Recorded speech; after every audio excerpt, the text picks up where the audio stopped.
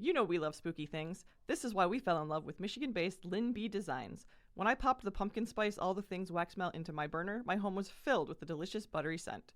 Plus, there's the wide variety of gorgeous nail polishes with themes like Hocus Pocus and Pleasant Peninsula. All products are vegan and cruelty-free, and you can find monthly sales on Facebook and Instagram at Lynn B Designs. Head to lynbdesigns.store today. Again, that's LYNB designs.store. We love them. We love you. It's great nail polish. It's the best I've ever used. Thanks! Michiganders can be a superstitious bunch. We find all sorts of reasons to explain the world around us, sometimes pulling from science, sometimes tradition, and sometimes from our imaginations. What happens when we can't readily explain our experiences? And what happens when a ghost story gets out of hand? Do these legends stem entirely from fantasy? Or are people seeing things no one can truly explain? I'm Krista K. Coburn. And I'm Kay Gray. Welcome to Haunted Mitten.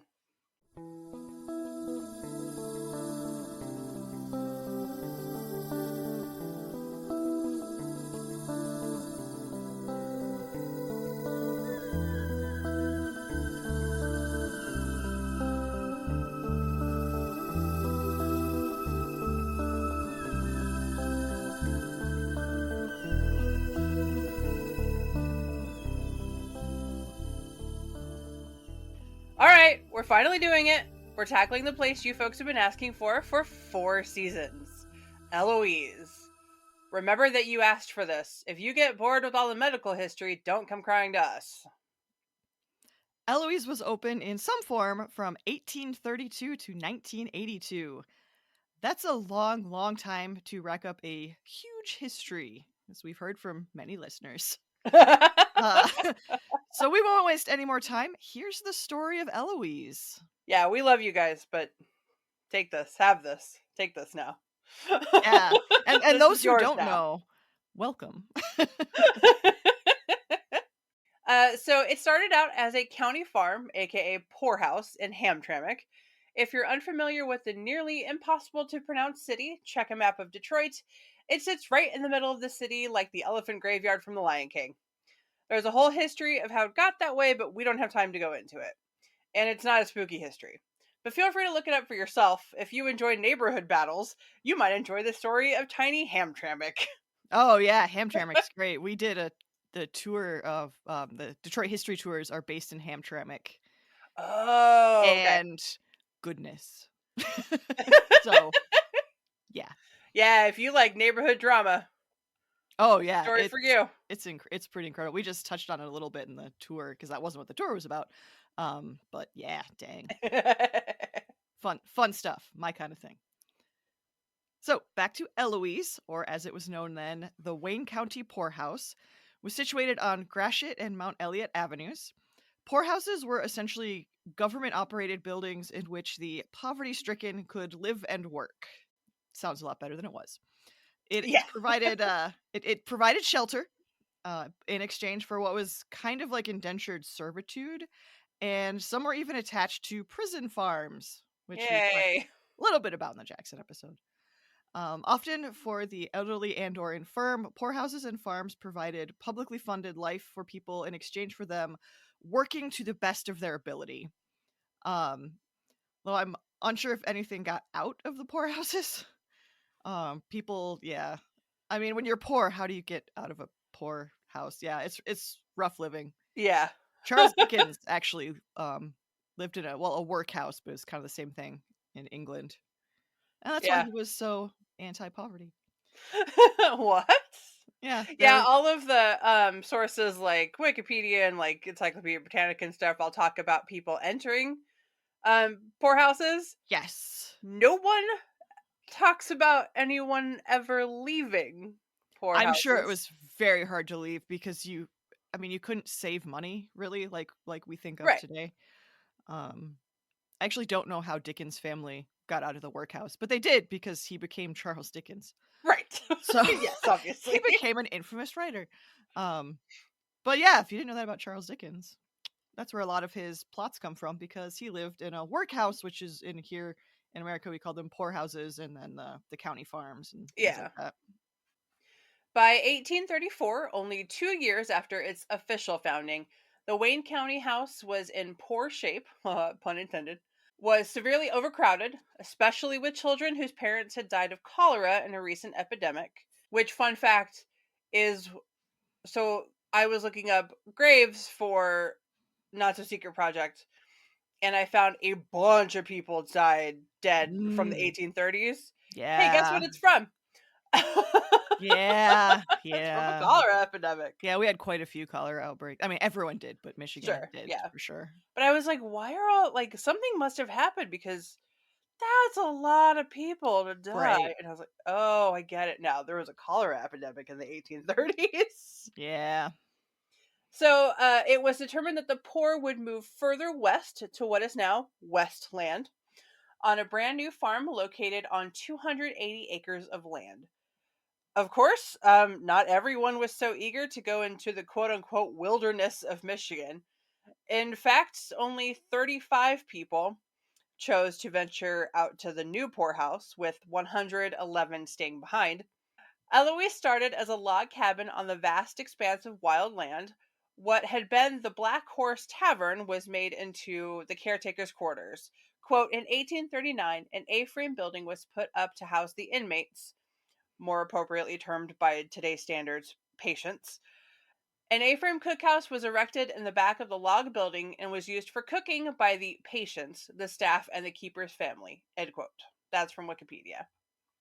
Yep. Which is a very efficient source because I can trace all of your citations because you list them at the bottom. Thank you, Wikipedia. Yay, we love Wikipedia, actually. Yeah, I actually use it a lot for my writing job. Yeah. That's the auspicious start of Eloise, shall we say. Uh, you can see where this is going fairly easily, I'm sure. Places like this almost naturally evolve into places for those not quote unquote fit for society at large. More folks who were deemed quote unquote insane were sent to places like the Wayne County poorhouse, locked up, or in the case of Eloise, eventually chained in rooms. Yay. Things aren't gonna get much better from here, folks, so be prepared. All the trigger warnings. Yeah. Oh, yeah. Yeah, if you have anything like medical related, hospital related that you don't want to hear about, maybe you should Mm-hmm. maybe you Mm-hmm. pass this one because Yeah, it's bad. it's not great, especially when they move all you out to the middle of nowhere. Yeah, at the time it was quite quote unquote undeveloped, but uncolonized by Yeah, European standards. It was not citified. yeah. So all of that isn't to say that Eloise didn't actively help people as well. Eventually, the Wayne County House became self sufficient with its own police station, firehouse, railroad, piggery, which I love saying, farm, greenhouses, everything a not so small community would need to sustain itself. They even had a school for all those children that were orphaned because of the cholera plague. Hey, they had a school. Good for They had a whole them. school. Good job. We're like, oh, Oh, that's we have to congratulate them for having a like school. the bare minimum. How sad. Okay.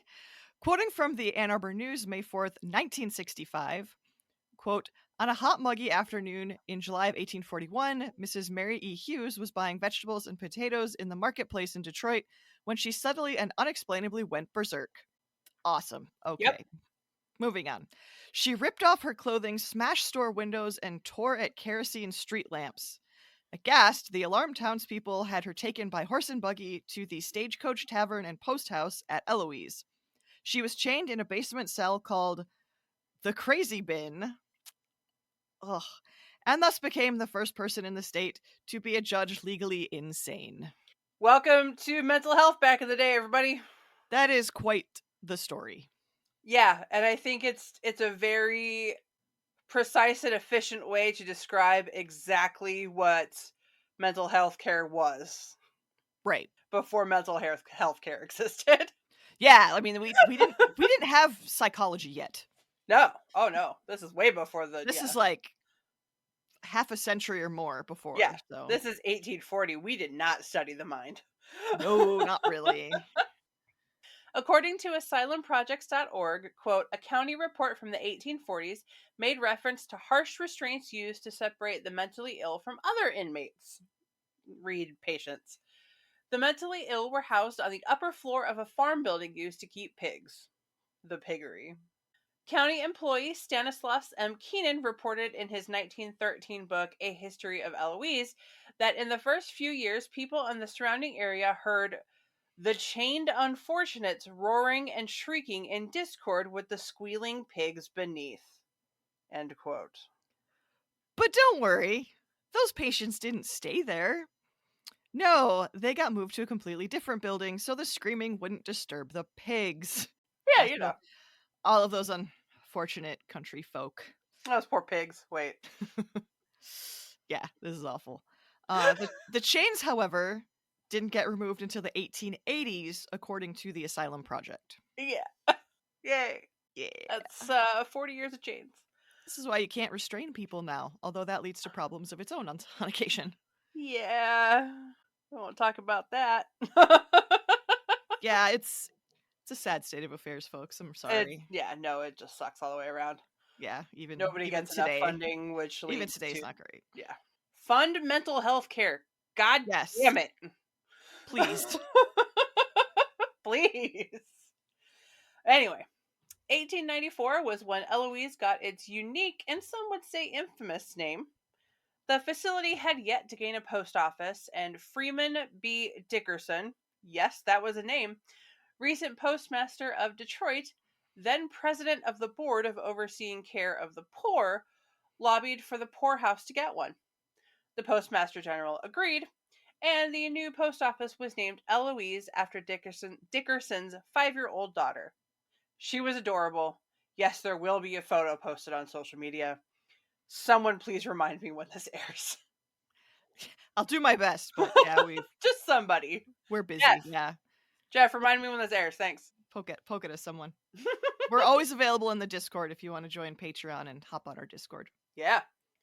It was then that the poorhouse at large was divided into 2 facilities: the Eloise Infirmary for the sick and elderly, and the Eloise Hospital for the insane. Woo! Sorry for all the outdated language being used in this one, but we want to make sure we're quoting and labeling correctly for the history. Names changed, trends changed, terminology changed. Yeah. Not long after that, about 1903, it was determined that the tuberculosis patients should be kept away from the main infirmary, and a canopied temporary structure was built. Good job for figuring that out, at least. I think you got that far. A much more permanent building, the Eloise Sanitarium, was erected in 1911. Unfortunately, this was where those in their final stages of TB were sent after they'd spent all their money up to that point qualifying them for the poorhouse. Hooray! Yay, the American healthcare system has always been broken. Yeah, and they really couldn't do a lot about tuberculosis back then. They No. did a lot. Yes. It just obviously wasn't as effective as what we have today. Right. From History of Eloise, quote, "The doctor states, we are confronted with conditions at Eloise unknown in most hospitals.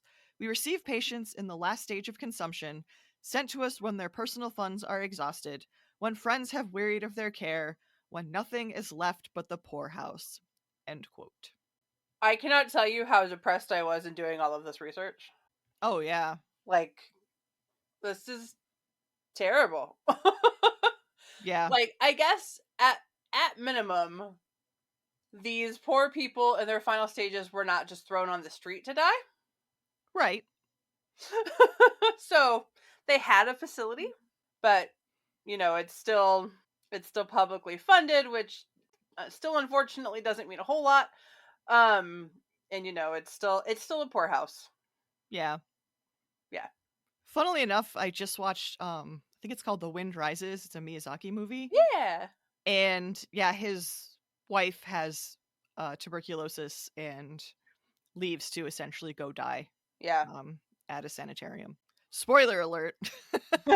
Like that sort of took me by surprise, but yeah, it was a lot of people say it's one of the more boring movies, but I think the older you are, the more interesting it becomes. And, I agree.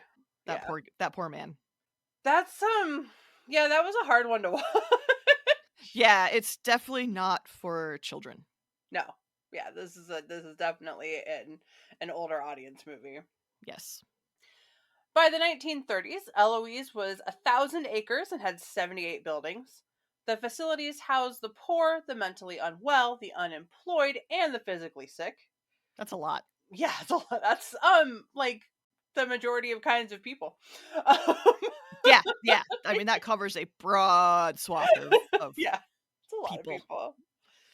The Great Depression brought people from all walks of life to Eloise, surprise, surprise, and the city-sized population only grew.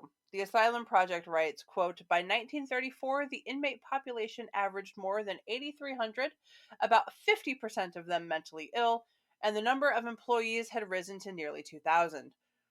For residents, boredom was a major problem. A 1939 Detroit News article described the daily routine. The residents rise at 7 a.m. and go to bed at 7:30 p.m. Between times, they sit and stare at the wall, at their feet, at the windows. There is no exercise or organized social movement. End quote. Some received passes to leave the grounds where they became easy targets for policemen who arrested and fined them for petty crimes. Sound familiar? Nice. Most found the outside world difficult to cope with. Many spent their leaves at local bars and ended up in jail. Others walked the surrounding neighborhoods aimlessly. Full end quote. Awesome. Yeah, Yeah, I mean, yeah, there's not much to do. that you basically just described Los Angeles as Skid Row yesterday. Yeah, a lot of honestly, just think back to like during the shutdown in 2020, a lot of people were doing the same thing Uh-huh. in their homes, in their neighborhoods, you Yeah. know? When you have a 1-to-4 ratio of employees to patients, you end up with situations like this. Not surprising. Yeah. And that's not even taking into account the way the mentally ill were treated pre like the 1990s. Yeah. And even that, I mean, And even then. 1990s mental health in Michigan. Oh boy. Yeah, I quite literally can't imagine. Like it terrible. I can because my You father can. worked for the Kalamazoo State Hospital. Yeah. I I got figured an inside view of what happened. Yeah, it was bad. it was It was bad, folks. in short, it was bad. It's when we shut down all the state hospitals. Yay. Yeah. Yeah, I figured you'd have a lot to say on this Yeah. one. And by state hospital, I mean psychiatric hospitals. They were called Correct. state hospitals. They were the psychiatric facilities. Yes. In 1945, Eloise was renamed Wayne County General Hospital and Infirmary to try and get away from all the stigma of asylums. Good luck. And if you hadn't noticed, the name change didn't work. Yeah. It's Seeing not as we gonna. still know it as Right. Eloise Asylum. Yeah. But by the 1950s, Wayne County General was known as one of the best hospitals in the nation, according to the Asylum Project. Quote, it was the only acute care medical and surgical hospital between Detroit and Ypsilanti. Needy patients would have died without Wayne County General. A reporter who toured the facility in 1953 was moved by the pitiful cases, the senile, the spastics, the polio victims, and those with advanced multiple sclerosis. End quote. Oh yeah, there would have been a lot of polio at Yeah. that time. Yeah. Oh, yeah. The hospital developed some major medical advances in its time. According to Patricia Ibbetson's book, Eloise, Poorhouse Farm, Asylum, and Hospital, 1839 to 1984, quote, Eloise was a pioneer in the use of x-rays. Oof. W.C. Röntgen, professor of physics at the University of Würzburg in Germany, developed the x-ray, or Röntgen as it is called then. My German is terrible, I apologize. Yeah, sorry, we don't know German names. It was developed in 1895. So, good job, 19th century. Stanislav Keenan was an amateur electrical experimenter, and he constructed an X-ray machine in December 1896, which was used in the County House Dispensary. Interesting place to have that. Right? Members of the Wayne County Medical Society visited the institution, and Detroit area physicians sent patients to the hospital for X-rays of fractures. Eloise was among the first, if not the first, medical facility in the U.S. to use X-rays for diagnosis. End quote. Ibbetson was a nurse at Eloise before it closed, and also helped raise money for the historical marker on the property. So she knows her shit. Yeah. Um, yeah, so that's actually pretty cool. Eloise is probably the Yeah. first hospital in the US to employ x-rays, which are used hourly in the world. Oh, yeah. I honestly, I'm not kidding, had so many x-rays in 1 year because I was very active as a child and injured myself a lot. They cut me off because I had absorbed too much radiation for someone of my size. Sorry, kid, you have to stop hurting yourself because you're gonna Yep. end up with cancer. Yeah, I was supposed to get a CAT scan, and the radiologist was like, "No, I can't give you that. I'm gonna give you an X-ray instead because it's a lower amount of radiation." Right, Which completely pissed off my doctor because he was like, "Well, I already did an X-ray. I need a CAT scan." right. But but you can't because humans can only absorb so much radiation. Yeah. We can only be exposed to so much. Yeah, that literally happened when I was a child. I was also very small for my age at the time, so Oh. yeah, that Oh. that can happen. They can, at least in the 90s, Right. they Yeah, they right. would they would cut you off. Oh my gosh. Well, congrats on that, I guess. You achieved that at such a young Yeah, age. achievement unlocked. That probably not many people achieve. Probably not, actually. Both Eloise and the Ypsilanti State Hospital were used in experiments during World War II when doctors were trying to create the flu vaccine.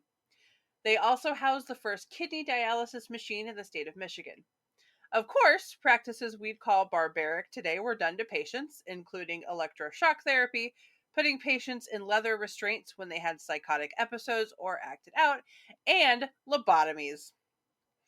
Eloise was always on the forefront of new medical practices for the mentally ill, no matter what kinds of practices they actually turned out to be. But the doctors at Eloise didn't always torture their patients. Just, mostly. Yeah. Other kinds of therapy were practiced often, as you can see in the 1946 British short film Genius in an Asylum, which will be linked in the show notes. It shows Horace Flinders, a prodigy pianist, is in the midst of music therapy. The superintendent at the time, T.K. Gruber, explains while Flinders is playing that the quote, healing power of music, end quote, has been introduced to patients at Eloise. Recreational therapy was also used, allowing patients time to be out in the yards and play games or learn various handiwork skills. Thank goodness. Yeah, so We it's not finally got all to that it's not point. all torture. Yeah, at the time, it was kind of they threw everything at the wall to see what would stick. Oh, sure. We still do that to an extent. We just know a lot Including the people. more. Yeah, right. Reading from the Asylum Project again, quote, not all was bleak at Eloise. A carnival was held each summer on the hospital grounds with booths built by patients. Patients also ran a coffee shop in the psychiatric building. They must face life and its stresses, and we want them ready to do that, explained one of the doctors. Proceeds were used to buy recreational supplies, end quote. Eloise even had a library, a bar, and a credit union, I love because that. this is like a thriving city. This is a city. Yeah. This is bigger than some cities, in fact. Correct. Yeah, especially at the time. Yeah. However, Eloise's problems outweighed its praises. Things hadn't improved much regarding patient treatment since the hospital's inception. Overcrowded, understaffed, and ill equipped to handle the various kinds of mental illness, not to mention the physically ill. Reports of beatings, unsanitary conditions, employee theft, and much more came out of the facilities. By the mid 50s, they were having money problems too. The county did their best to cut costs at the hospital at the expense of the patients. The farm on the grounds shut down in 1958. By the 60s, Eloise was doing its best to get patients back out into society, some only staying there around 90 days, which, according to the Asylum Project, left them in more financial trouble. Quote, this success added to Eloise's money problems. The state chipped in for psychiatric expenses only after patients had been hospitalized for a year. Jeez. You get nothing unless they're hospitalized for an entire year. Jeez. Thanks, the state. What an awful system. I know. Oh my god, like what? So you have to handle it until then. Good luck. A fun, quote unquote, anecdote from the Asylum Project that the archives team at Ann Arbor District Library couldn't find real evidence of, but gets an honorable mention. Quote, Wayne County also began mainstreaming, getting the psychiatric patient back into the community each week. This sometimes caused problems. One patient was so excited about his weekend leave that he stole a car from the hospital parking lot. There was a high-speed chase in which he was involved in 5 collisions and ran 2 police blockades. During the chase, shots were fired, nearly missing a group of children at a school crossing. The inmate was taken into custody after running the car into a ditch. Yeah, that doesn't surprise me. No, I choose to believe this.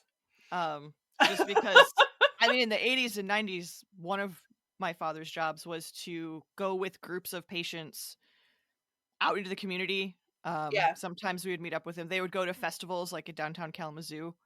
I mean, it was like a field trip, basically. Right, yeah. And they would, because he worked with the juveniles unit, so they're not going to just send these kids out. Yeah, they would go on day trips and things like that all the time. So I don't know what the adults got up to, but this does not surprise me at all. No, If not at all, I but- would absolutely believe this could have happened. Absolutely. Yeah, like I had a great day. Yeah. Oh And my that was God. what Michigan was trying to move towards as well. It was kind of mainstreaming. Yes, yeah. So with the population declining, funds dwindling, and the steady stream of reports of abuse and neglect, Eloise shut down little by little over the next 3 decades. The psychiatric division started closing its doors in 1977. The last patients from there were transferred to other facilities by the state of Michigan in 1982 when it took over the hospital from Wayne County. The General Hospital managed to hang on until 1984 or 86, depending on what source you use. Today, only a fraction of the buildings exist. Most of the land was sold off over the years to businesses, including a strip mall. Fun times. The administration building, K Beard or D building, is now home to a popular and controversial haunted house every Halloween. It's expensive, too. Yeah, it is. Good Lord. History tours and ghost tours both happen, as well as paranormal investigations. If you're wanting to experience the hospital for yourself, and you have money. And you have money. Holy cow. Yeah. I totally get why it's expensive as expensive absolutely. as it is. They have they're taking care of these buildings. Right. They're not being greedy. They're not No. being greedy. They are the only reason these buildings are still standing, to be completely honest. Right. Just they're a little out of my price range at the moment. Yeah, we have not been to Unfortunately. Eloise yet because we cannot afford Eloise yet. Yeah. Join the Patreon. Other things take precedent. Yeah. Like live shows, which we'll tell you about later. Yep. So besides the remnants of the giant complex that was I guess we should talk a little bit about the haunted house. So it is set up like a hospital. Right. As a lot of asylum haunted houses are. Yeah. But come on, man. Yeah, I feel like that was low-hanging fruit. Like that was too on the nose. Yeah. And also, I mean, this place just shut down kind of within my lifetime almost. Yeah, basically. Yeah. So too soon? Too soon? Like yeah, Yeah. it just feels a little there are people around who probably remember being there Right. or certainly having their parents or grandparents. Yes. There's a really fantastic book called Annie's Ghosts that's all about that I highly recommend, that I was reading for this episode, and then I realized that I just don't have time to read an entire book for one episode at the moment. Yeah, I it's certainly will. not one like that, yeah. Yeah, I will next season. Not this season. But yeah, that's certainly one people can dive into if that's what they're interested in. But yeah, so Eloise is, as I say, controversial because every year there's articles for it and against it, and Yes. it's like this big argument every year around Halloween time whether or not it's an appropriate thing to have. Right. Which then I'm also thinking of the possible spirits and ghosts that are hanging around still. Man, that sucks. Now your whole existence is turned into a haunted house for teenagers. And Cool. and adults, but Yeah, and I mean, even at the time, their real lived experiences were used to frighten people. Right. And I just can't imagine like having gone through something like, say, like water therapy or quote unquote therapy or electroshock therapy in the Mhm. manner that they used to do it, because electroshock therapy is still used in Yes. certain cases in a very different way. Yes, I actually know someone who underwent electroshock therapy. Yeah. But not the way they used to do it. No. No, no, no, no, no, no. And like being that ghost and seeing that happen or whatever it is they do, I'm too scared to go to that haunted house. I'm a giant scaredy cat. I'm not going. So whatever they do in there. Yeah, I think I would have a hard time just because my father worked at the Kalamazoo Yeah. State Hospital, psychiatric hospital. It would be a little weird for me. Yeah, that would be strange. I do remember we listened to the podcast Ghostly Talk with Amber Rose Hammond, who read her Mhm. books because she's amazing. They had somebody from, what was it, Erebus, Yes, talk yes. about stuff like that, and I believe That they was really mentioned interesting. some things about Eloise as well. Or maybe I read it in an article. I do remember someone saying sometime that they don't use in the haunted house the exact same treatments. Mm. Yeah, That it might have been that. It's been a little while since we listened to it. it's been a bit. But it But was said yeah, somewhere in the world they don't use the exact same treatments that would have been used on patients in the day. yeah. The man who runs Erebus seemed very conscientious, Oh yeah, yeah, he did. for sure. That was really cool. I was Yeah. glad to hear that. Another haunted house I will never visit because I can't It handle that. is infamous. Yeah. I'm sure it's amazing. If you're into haunted houses, that's probably like the holy grail in Michigan, I but think it is, yeah. it's not totally my thing. No. No. I can handle the ones at like theme parks super well because that's a theme park and they have like there are very strict rules and regulations and like For sure. measures, and I'm good with that. Yeah. I'm I sure don't know they about independent ones. well, yeah, it might depend on the but like I if don't know what someone they're allowed to do. someone jumps out at me, it's not out of the range of possibilities I'll hit them. Yeah, that's also true. I have very, very good reflexes. Yeah, that's why Aaron can't go to stuff like that. Yeah. He'll just He will break your nose and he will you'll break feel you. Yes. bad about it later. Anyway,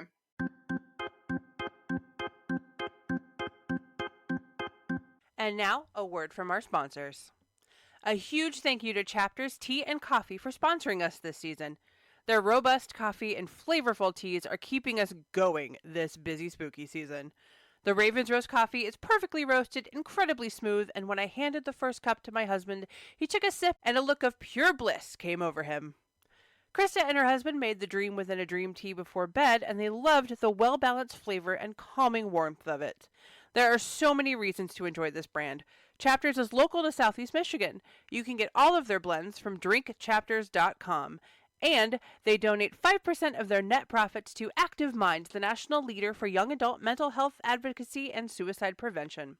You'll fall in love with the art, the blends, the bookmarks. Do not wait to get your hands on these blends. Make the cold months warm and comfortable with Chapters, tea, and books. Again, that is drinkchapters.com. Thank you for sponsoring this season of Haunted Mitten. Besides the remnants of the giant complex that was Eloise, there are two cemeteries around the property. One is relatively easy to find. It's off of Henry Ruff Road, and Ruff spelled Ruff, like the sound dogs make. And it's just barely marked as Eloise Cemetery. The headstones are flat, and I believe there is a fence around it, but it is open to the public. I'm not entirely sure that fence has a gate, Hmm. or at least has a gate Hmm. anymore. Yeah, it's probably a little beaten down. Yeah, no one really cares about it. According to History of Eloise by Stanislaus Keenan, the first cemetery was documented around 1892. Quote, the cemetery was purchased from Bishop Foley in 1892. It consisted of 2 acres of ground and was then covered by the water of the artificial lake. There was an artificial lake there. Oh goodness. The bones were dug up in 1893 and buried in the present county cemetery and on the island, end quote. The island was the high point of land that the water in the artificial lake didn't cover. So, yeah, Okay. they flooded an area, and an island happened. Yeah, we have a lot of reservoirs in Michigan like that. Yeah. Thankfully, the cemetery hadn't been used in some time, and obviously, it's not there any longer. In fact, it's now Michigan Ave. So, Ah, interesting. hey, yeah, And we know how good people of the past were about moving bodies. yeah, oh yeah, we learned a lot about that this year, huh? Oof. Suddenly, the plot of Poltergeist seems spot on. I know. You're like, wow, this is actually pretty plausible. Got it. Yeah. And of course, quote, this old cemetery was a fruitful spot for the medical students of Ann Arbor before the enactment of the law requiring the sending of all unclaimed pauper dead to the medical schools. Many are the amusing tales told of this old cemetery in the days of body snatching. The local doctors always knew when there was good anatomical material placed in the cemetery, and they always had medical friends in Ann Arbor, end quote. That also comes from Keenan book. The other cemetery is still there. It's the Eloise Cemetery, and it was used from 1910 to 1948. That's the one off Henry Ruff. Those that died while at the institution were buried there, and it was generally known as a potter's field. No names adorn the graves, only numbers, and a lot of those markers are now buried under grass and dirt, left to disappear over time. According to Ibbotson's book, after 1948, unclaimed bodies were sent to Wayne State University to be used as cadavers. And due to lost records, we no longer know who was buried where in some cases. However, Ryan Eberhardt, president of the Westland Historic Village, is trying to help genealogists identify who is buried at Eloise. Oof. That's... Yeah. I salute you, friend. Yeah, for real. Yeah. Click on Detroit wrote in an October 2023 article, quote, I would say less than 1% have been identified, Eberhardt says. The field doesn't look big enough to have 7,100 grave sites, but that's because they were crudely buried, almost one on top of the next. Part of the reason I don't think a lot of them will ever be identified is a lot are John and Jane Does in this field, Eberhardt continues. So it is a noble project. Yes, absolutely. However. Yes, however, yeah. Good luck. Good luck, friends. Good luck. And again, like we've been saying this entire time, the mentally ill were not exactly treated great. No. In Nor life, the poor. Or the poor. Nobody at this farm was treated great. No. In life or death. So if somebody died, you didn't really have the resources, especially. You didn't have the family a lot of times, and you didn't have the, I don't know, conscience to treat everybody with a level of respect. So right. In you go. And then, yeah, all the wonderful body snatching that U of M. Oh my God, U of M. So much body snatching. Yeah. They got in trouble with Ohio because they would go across the border and steal Ohio bodies. Because, hey. you know, they're Ohio bodies. It doesn't matter. Hey, stop stealing our bodies. Oh my gosh. That would be an interesting deep dive. Just the body snatching history of U of M.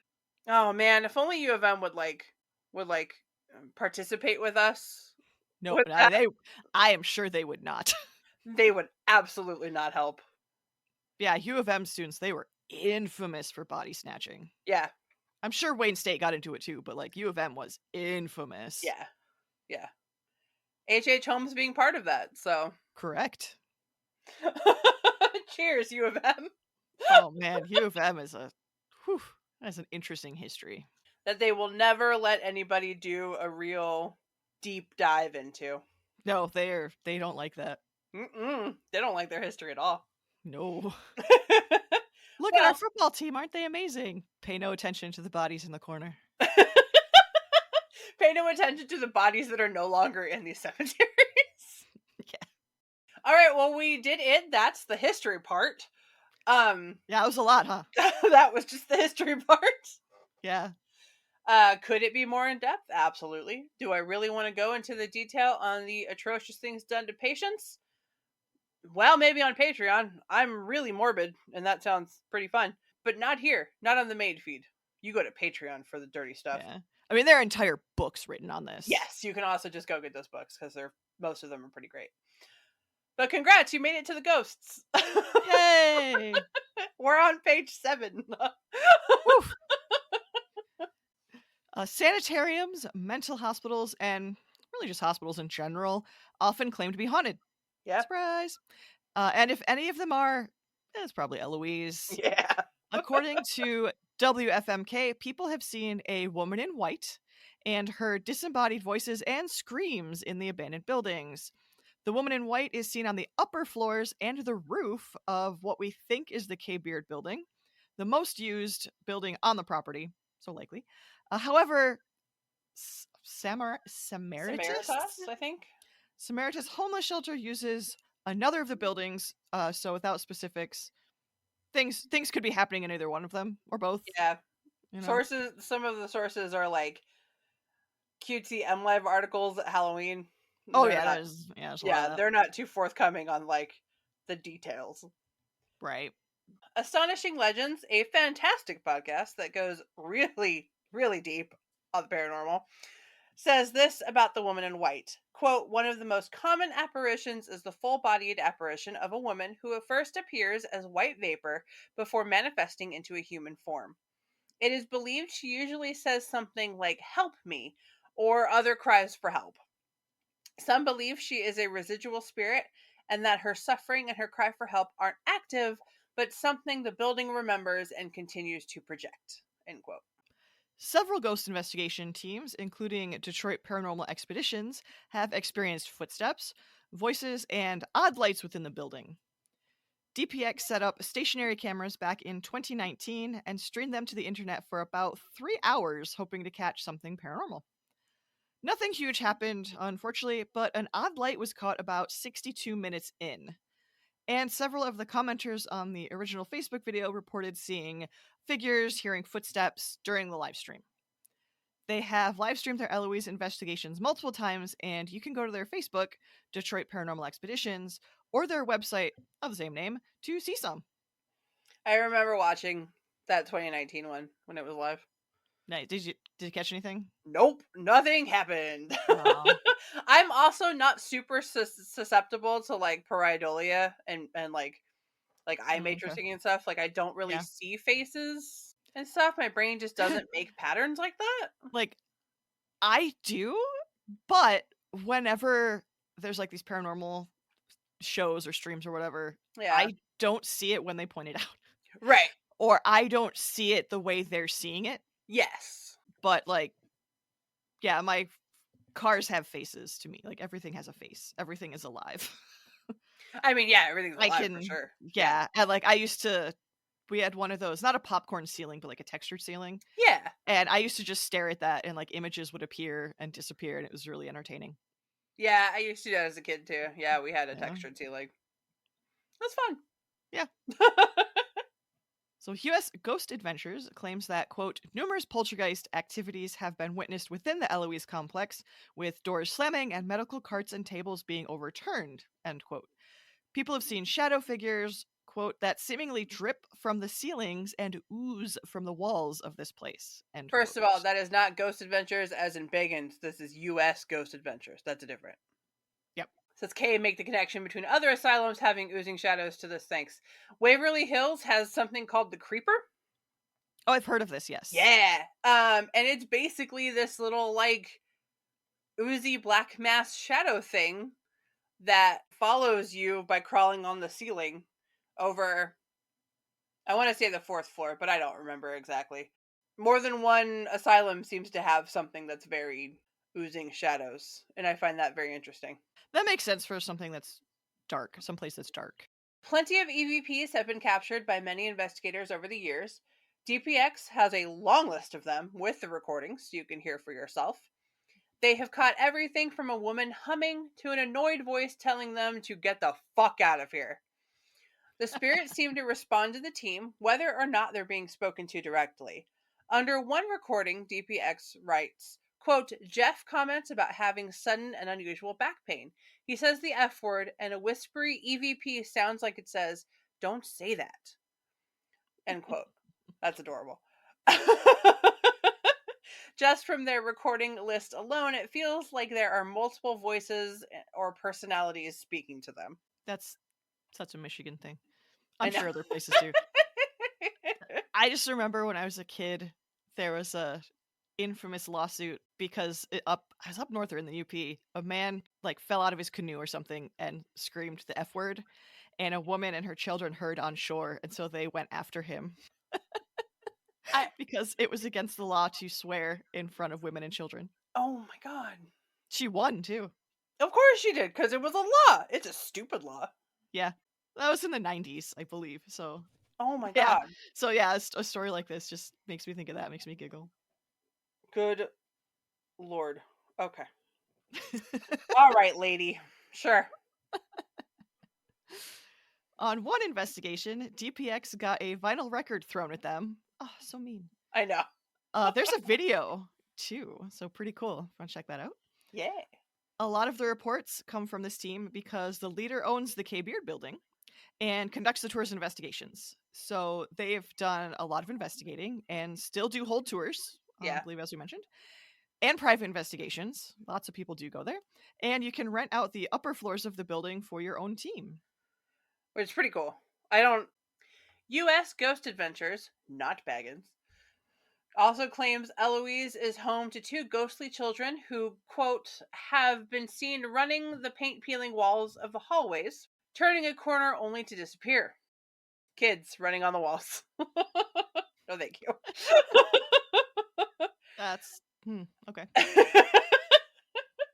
They speculate the children could be kids from when the facility housed them during the 1800s, but who knows? There's kids there the whole time. Yeah. They also claim there is a spirit of a doctor still roaming the halls. Quote, some have reported seeing a specter drenched in water, possibly a reminder of when hydrotherapy was coming into practice, end quote. Other times the doctor is wearing a smock covered in blood. So that's fun. Whomever or whatever is hanging around, plenty of folks have had strange experiences within the walls of Eloise. And don't forget about the incredibly controversial haunted house, which we're not saying you can't go. I know No, people have God, gone, they go had a do great it. time. Yeah. Yeah, support this place, give them money. It's just not really our cup of tea per se. But yeah, that's a thing you can do in October. It is. Yeah, go do it. Yeah, Absolutely. if you've gone, let us know how it was, how it is. So a couple of fun facts for Wikipedia. It also inspired the horror movie Eloise. The film stars Elijah Dushku and Robert Patrick. The film was released in February 2017 by Vertical Entertainment. I Eloise remember that. yeah. Oh yeah. Well, Yeah, it's not, great, but I haven't seen it, but yeah, I definitely remember when that came out. yeah, it's fine. It's a horror movie. Yeah. It was featured in Expedition X Ghosts of Eloise Asylum Part 1 and 2, released August 9th, 2023, starring Josh Gates, Phil Torres, and Jessica Chobot, and has been in a number of ghost hunting TV shows. And I have to go find those episodes of Expedition X now, and I'm super sad that I missed out on seeing Josh Gates again. Yeah, for sure. Sad. We'll have to do that. Yeah, I gotta find that. One thing I remember about Eloise, and I wish I could remember this woman's name, but the woman who brought Eloise to the attention of the world as being a haunted location now deeply regrets it. Oh. Yeah. Yeah, I can't. She did an interview. It was one of those October, I think. Yeah. Oh, it's October, fun spooky stuff. She did it with either like the Free Press or one of the news shows, something. And yeah, she deeply regrets that she did that because of all of the people it brought, and they kind of ruined the grounds, ruined the buildings. There's a lot of damage done. She does swear that the cemeteries are not haunted and that anyone who claims otherwise is lying. Yes. I don't remember the book I read this. I did read it in a book. I don't know if it was a Detroit one or not, but yeah, and God, I wish I could remember her name. Oops. She was the one who was like, yeah, this place is totes haunted. Here are the things that my team or what have you have experienced. And then that brought in all of the looky-loos Everyone. and teenagers and Yeah. Everything that happens to an unsecure building once you claim it's haunted. Yeah. Oh yeah. And I'm sure people were breaking in there and like drinking beers and smoking pot anyway. Oh but yeah. Hell yeah. yeah. Abandoned Yeah, building. she regrets doing that interview.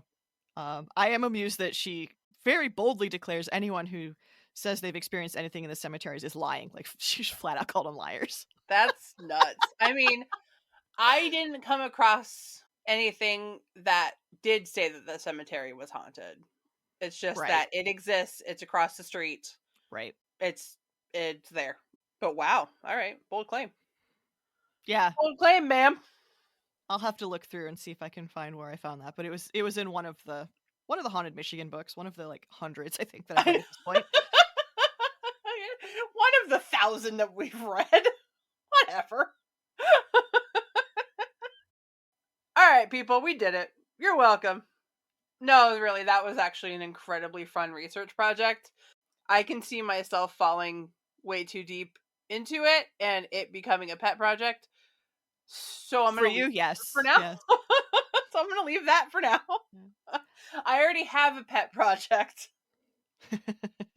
Has to do with the Not So Secret project. I already have one. I don't need more. We need to finish that up first.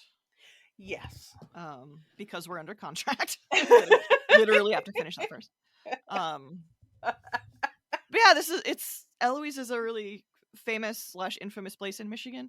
Certainly not the only hospital of this type. It is interesting to me that it was a county hospital and not a state hospital. Right. I mean, I know Wayne County was like the wealthiest county forever in Michigan's history until, well, recently. Yeah. Considering Detroit was established in like 1703 or something like that. Right, of course, yeah. So yeah, that interests me that it was able to operate as long as it did as a county hospital. Yeah, it never got taken over like officially by the state. Maybe that's why it lasted so long. Wow. Slam on you, Michigan. Yeah, we're calling you out. Hot take on Michigan mental health history. Super lukewarm. Every take. Yep. Super lukewarm take on it. But Eloise is a place that deserves to be recognized, protected, and remembered. Yeah, for sure. We talked to people who were born there or their parents were born there when it was a general hospital. So yeah, there are people that have very, very, very direct ties to this location. Yes, it is not so old as to be like just a thing, an old building from history. Like it is. Yeah, it is still from our present. Past. Yeah, it is still from enough of the present that, yeah, like you said, people were born there, people worked there, and we talked to them, and it was cool. So yeah, yeah. So, and then whomever or whatever is still walking those halls like deserves to be remembered too. We shouldn't just, to go, oh, spooky and move on. Like these are real people. This is a real place, and all of the wonderful and the horrible that comes with that.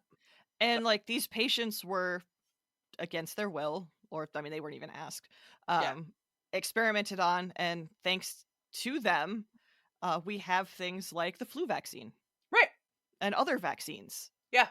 I think, was it polio? They did a lot of polio stuff. That was also invented in Michigan. So that's also pretty cool.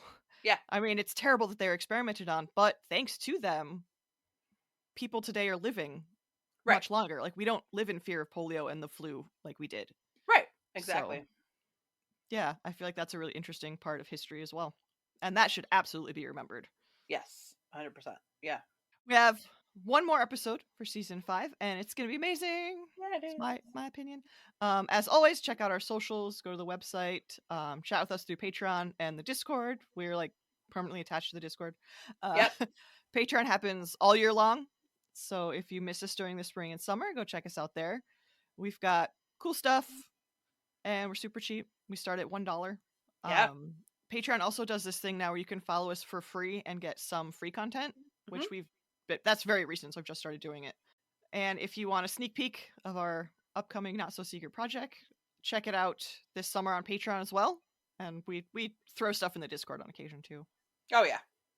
We will be at Chicago Steampunk Exposition this April.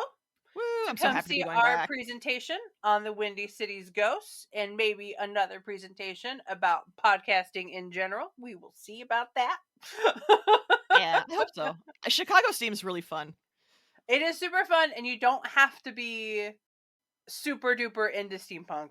No. We're talking about And ghosts. Like, there's two people presenting that are presenting their books. Like, it's yeah. more than just here's some gears on a thing. And the theme is Nosferatu, which is pretty Yes. sweet. So if you're into vampires, this would be a good one to go to. Yes. My awesome friend Liana Renee Heber is coming out from New York, and she'll be talking about ghosts. She dresses in Victorian mourning garb like year round, and she's an amazing human being, and I love her. Yeah, and if you haven't read So her fun books, times. do it. Yeah. Especially if you're into the paranormal, and especially if you would like to know more about women and the paranormal, read Leanna's books. She's Yes, for sure. great. And then, as far as we know, we will be at all or almost all of the Frankenfests this year. The first one being in June at the Turner Dodge House in Lansing. We present every year, so please come see us. Yeah, and they Do the also thing. do a little mini ghost hunt too that you can opt in for. Yeah, it's pretty awesome. Yep, it goes to supporting, well, the Lansing parks. It doesn't go directly to the house, but the house does get some money from it. The house gets some money at least. It's not, they're not doing Yeah. this for nothing. So thank you again to Lynn B Designs and Chapters Coffee and Tea for sponsoring us this season. You helped us do more live events. We've done so many. Work on our secret project and pay for our website. And if you out there would like to sponsor us, email contacthauntedmitten@gmail.com. We're always open to more sponsors, especially local artists and businesses. We are all about promoting, supporting Michigan. Yes. Especially artists, especially small business. So do it. Sponsor us. Great. Yeah, we'd love to hear from you. We'd love to work with you. Oh yeah. And then if you just have anything weird you want to talk about, email us too. We keep saying we're doing a mailbag. I swear we're gonna get to it. Well, our secret project is due in a month, so we don't have a lot of time right now, folks. But yeah, we will once this is turned in. Yeah, we are in crunch time right now. So we're almost there. So close. We will see you again with our season finale in just a few weeks. And as always, happy haunting. We're back here to talk to you about Lynn B Designs. Not only do they have the best nail polish to rival even those most expensive nail polishes you see on Instagram, but they have stickers, wax melts, shirts, everything cute and adorable and definitely ready for this fall season. So be sure to check out this vegan, cruelty-free brand. You will love them as much as we do. Check out Lynn B Designs monthly sales. They are fantastic. I am going to go look at some right now. Thanks.